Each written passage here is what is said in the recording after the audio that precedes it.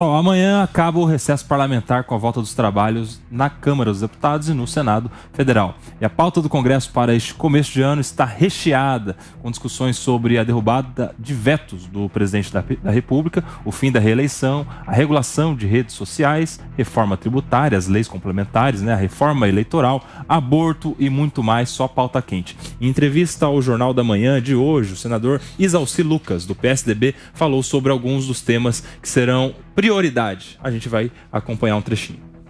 Há um certo consenso já com relação ao fim da reeleição. De fato, prejudica muito, as políticas públicas. Normalmente, no mandato de reeleição, as pessoas não fazem aquilo que tem que ser feito e acaba fazendo ações populares ou politiqueiras, vamos dizer assim, e acaba não fazendo o que tem que fazer. Então, é quase que unanimidade, pelo menos no Senado. E também a coincidência de mandatos, Não tem condição de eleição de 2 em 2 anos. Essa é uma matéria que realmente já vem sendo debatida já há algum tempo. A gente precisa fazer urgentemente o reequilíbrio dos poderes. Não dá para continuar o Supremo sendo um superpoder, inclusive com um inquérito já fazendo 5 anos, jogando tudo ali daquele inquérito. Então, a gente deve votar também a questão do mandato do Supremo Tribunal, Vamos insistir lá na Câmara para votar a questão das decisões monocráticas. Nós temos aí uma discussão muito forte ainda com relação à reforma tributária, o Plano Nacional de Educação também, nós teremos aí muito trabalho. Assuntos aí que você acha que vão ser os principais debates no Congresso Nacional? Olha, Koba, eu ouvi falar muito sobre o fim do foro privilegiado.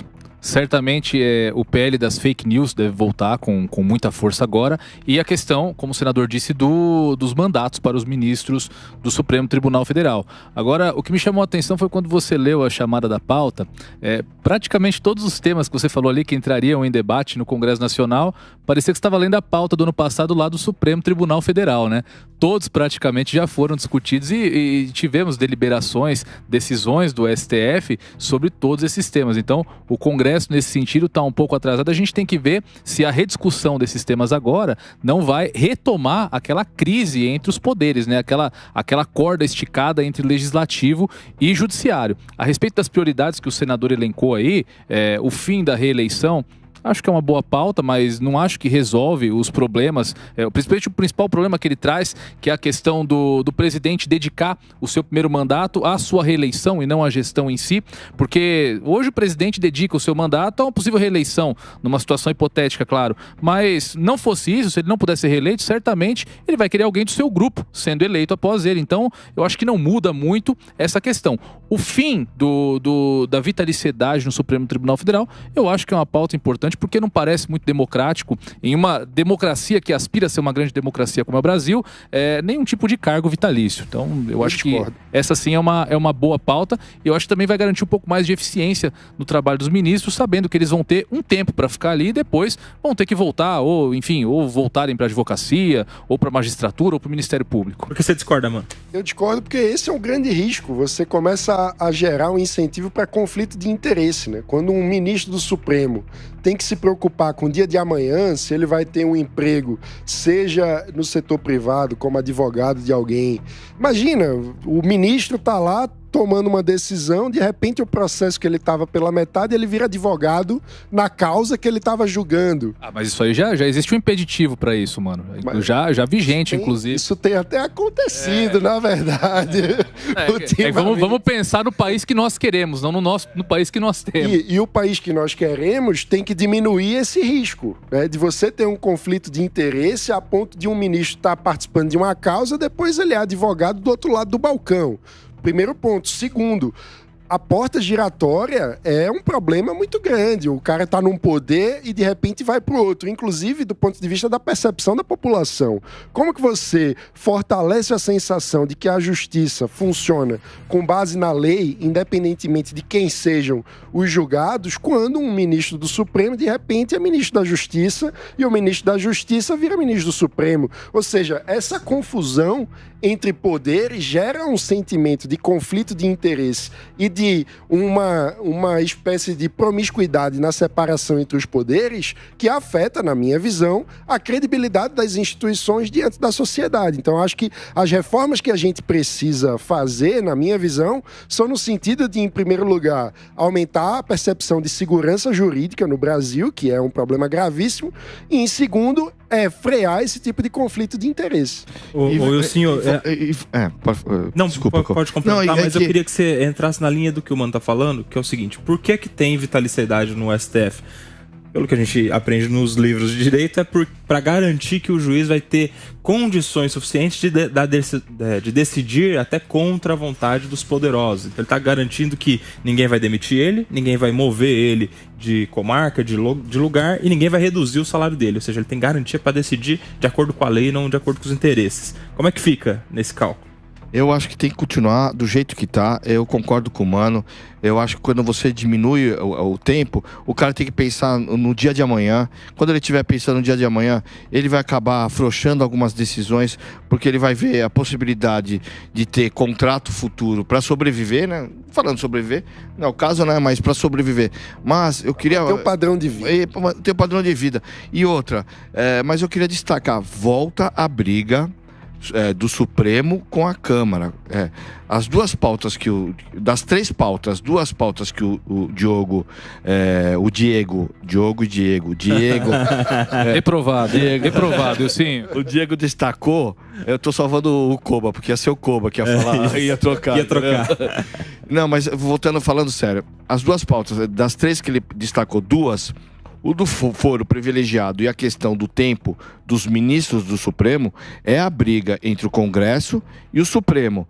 O foro, que é uma vontade que a sociedade tinha, acabar com o foro privilegiado, isso aí é só beneficia o malfeitor deputado, né, o colarinho branco. Eles querem acabar justamente para proteger eles, porque eles não querem mais ser julgados, porque no fórum privilegiado ele acaba sendo julgado pelo Supremo. Ele não quer acabar com o fórum privilegiado porque ele vai diminuir a corrupção, ou porque a Câmara acha que isso vai trazer transparência para a sociedade. Não, é justamente porque eles não querem mais ser julgados pelo Supremo. Eles querem ser julgados em primeira instância, lá o juizinho da cidade deles e tal. É um absurdo. Interessante isso aí, Ana. Você acha que o foro é de fato privilegiado? É um privilégio ser julgado no STF? A gente pode chamar de privilégio, mas considerando que você está sendo perseguido criminalmente, persecutido criminalmente, pode não ser tão privilégio assim, porque você vai ter que enfrentar desafios além do que se você enfrentasse esse julgamento em primeira ou segunda instância. Agora, o que eu queria falar aqui é o seguinte: a gente está discutindo um mandato fixo de ministros, mas a gente se esquece que hoje os ministros do Supremo Tribunal Federal são uma indicação política. Isso faz com que eu tenha que ter a vitalicidade. Senão, justamente, eu vou ter uma ingerência política além do necessário. Porque os governos, a gente tem visto aí na série histórica, eles se alternam entre direita e esquerda. E imaginem se os ministros que o Bolsonaro indicou no governo Lula pudessem ser substituídos. E vice-versa. A gente teria um enfrentamento de uma situação em que o tribunal seria composto praticamente por indicados daquele governo. Mas normalizar isso já está errado, Ana. Já está errado a gente imaginar que os ministros indicados pelo Lula são ministros que têm um viés de esquerda. Tudo bem, mas eu tô falando da realidade. O magistrado ele tem que ser imparcial. E nesse sentido, um magistrado que sabe que não vai estar para sempre ali no seu posto de poder, ele vai ter uma preocupação muito maior com a imparcialidade do que aquele que sabe que dever ser. Pode passar o presidente, pode entrar outro presidente, que ele vai continuar ali. Então, no dever ser. Ou a gente vai trabalhar no campo prático ou 100% no campo teórico. Porque no campo prático que nós já temos, mano, é o que você disse, a porta giratória, a inversão dos cargos. Mas aí joga contra colocar o termo. Proibir que o ministro do Supremo, depois, já que ele já é ministro do Supremo, ele está no topo da carreira jurídica. E ele tem uma vitaliciedade. Para quê? Para não precisar trabalhar depois. Então, vamos restringir, vamos dizer, ministro do Supremo, depois de deixar o Supremo, só pode fazer trabalho acadêmico. De novo, na prática, eu desconheço um ex-ministro do Supremo que ainda esteja vivo, que não está exercendo alguma função dentro do direito, ou em escritórios de advocacia, ou como ministro Lewandowski, dentro da própria ainda mais pelo do governo. Nós estamos caindo na armadilha de discutir o tema errado. O tema, na minha opinião, é outro. Veja que todas as pautas apresentadas para esse ano dizem respeito a eles mesmos. Eles estão falando de mandato do Supremo, que eu acho que deve ter um limite, não de 8 anos, mas de perto de 15 anos. Estão falando de foro privilegiado ou não para eles e evitam comentar que no projeto já aprovado pelo Senado em 2017, esperando decisão da Câmara, eles incluíram que eles só podem ser presos caso condenados em última instância. Você vai dizer isso já é para todos, só que possivelmente essa legislação vai mudar. Mas eles garantiriam na Constituição que deputados e senadores, se condenados, só em última instância podem ser presos. Ou seja, eles querem privilégio e nós discutimos pautas deles e não as nossas. Para melhorar aqui, vamos trazer a informação completa, porque os senadores da oposição levaram ao senador Rodrigo Pacheco, presidente do Senado e do Congresso, a sugestão de que o Legislativo vote uma proposta de emenda à Constituição que trata exatamente do fim do foro privilegiado. A PEC propõe, abre aspas, extinguir o foro especial por prerrogativa de função no caso dos crimes comuns, fecha aspas. Para a PEC ser aprovada, deputados e senadores precisam concordar com o mesmo texto. Essa proposta chegou a ser aprovada pelo Senado em 2017. Agora, o projeto está parado para ser apreciado pelo plenário dos deputados. Informação completa, então, já é algo que já está no Congresso há algum tempo sendo discutido. E, na minha opinião, Wilsinho, está ali meio que como uma carta na manga quando o negócio aperta do Judiciário contra o Legislativo. Eles falam, opa, a gente tem aqui um negócio que, de repente, não pode não agradar tanto assim o Judiciário. A gente, de repente, vai voltar a discutir isso para esticar a corda aí entre as instituições. A corda já está esticada. Eles acabaram com o voto monocrático. Eles já começaram a esticar a corda. Eles estão agora falando do mandato do ministro do Supremo. O fórum privilegiado não é para esticar a corda, e sim é uma autoproteção.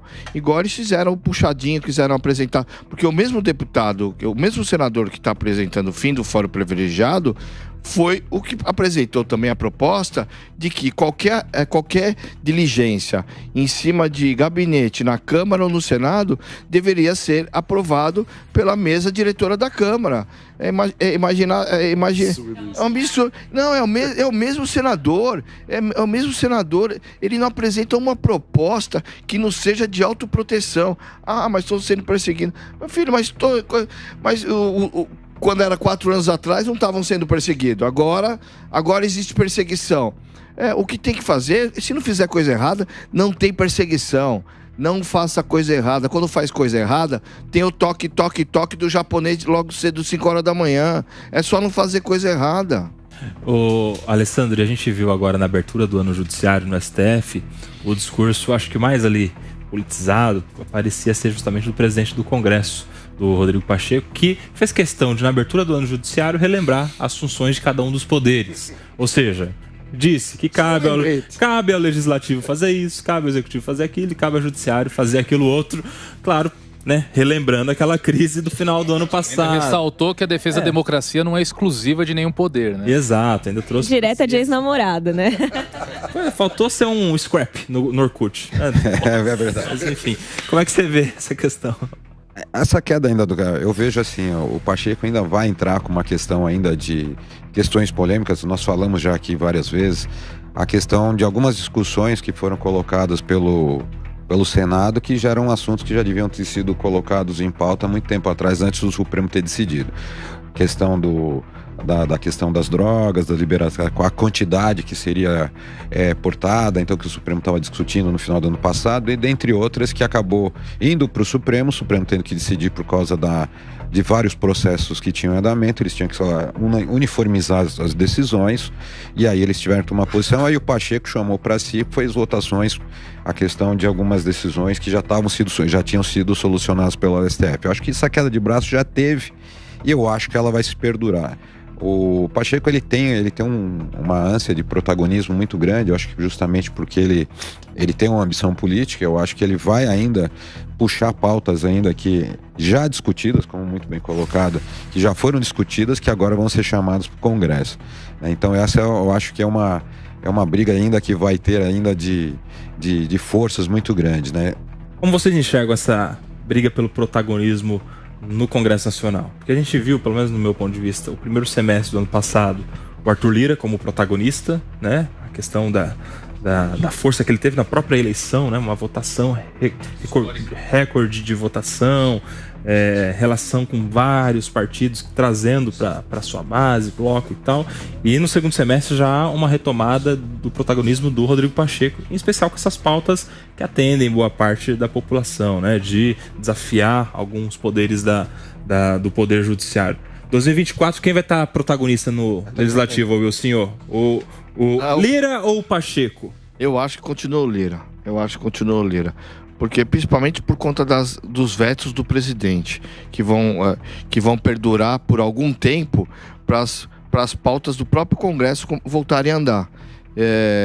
No início do ano já tem a história do veto das emendas constitucionais, das emendas parlamentares. Isso. De 4,9 bilhões. Essa vai ser a grande pauta que a gente vai ficar discutindo aqui 15, 20 dias, se vale, se não vale, se deveria ir para a saúde, se deveria ir para a educação, e vai ficar trancando as pautas do Congresso. E cada vez que tem veto, é uma negociação nova, é um cargo novo, é um espaço novo. Só para complementar, Wilsinho, de todos os vetos que vão ser levados à discussão agora na Câmara dos Deputados, 12 deles, salvo engano, são daqueles que trancam a pauta. Então, a Câmara tem que parar, não pode debater outro tema enquanto não deliberar sobre esse veto. Eu queria só voltar um pouquinho na questão do foro por prerrogativa de função. Deixa eu falar um negocinho. E personalidade, só vou falar personalidade. Sim. O Arthur Lira é mais agressivo que o Rodrigo. Tanto é que o Rodrigo Pacheco, mesmo com todas as divergências junto ao Supremo, foi na posse, foi no início dos trabalhos do ano judiciário. Não sei Exato. Se é o seu nome. O Arthur Lira não foi. Foi o vice, né? Deixou bem claro, ó, aqui para atravessar essa linha eu não vou participar, não tô bem com o governo, não tô bem com o Supremo, eu não vou na posse. E o Arthur Lira também não foi na celebração lá do 8 de janeiro, né? Imagina, só porque você me interrompeu, eu já vou fazer um contraponto contra você, então, senhor, a respeito da questão foro privilegiado, porque não dá para concordar com esse modelo de foro por prerrogativa de função que nós temos, que serve na prática. Vamos lá, gente, vamos colocar a bola no chão aqui. Que é bom. Eu não tô falando que é bom. Serve de escudo para corrupto. Então, mas eu tô falando que o deputado quer acabar com o foro para se privilegiar. Eu puxei um número aqui que, me desculpa, para mim é totalmente errado. O Brasil, para começar, é o país que tem mais autoridades que tem foro por prerrogativa de função.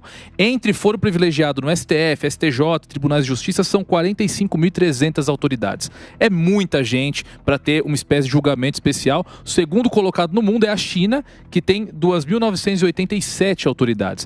Então é um número astronômico de gente aqui que não é submetida à justiça do cidadão comum. Então é um instrumento que, enfim, merece uma revisão, tem que ser rediscutido sim, porque, de novo, na prática, o que nós vemos, nós estávamos discutindo aqui sobre combate à corrupção na nossa primeira pauta, todas as autoridades estavam ali na mão de 11 ministros do Supremo Tribunal Federal. Não estou dizendo que existe nada de errado no Supremo Tribunal, mas é um número muito grande e que chama até a questão da competência do Supremo para o debate, que se nós temos que discutir hoje mandato de ministro do Supremo, é também em virtude da quantidade de matérias que o Supremo julga. Então, se você pegar a Suprema Corte Americana, por exemplo, é uma quantidade reduzidíssima de processos em relação aos processos do nosso Supremo Tribunal Federal.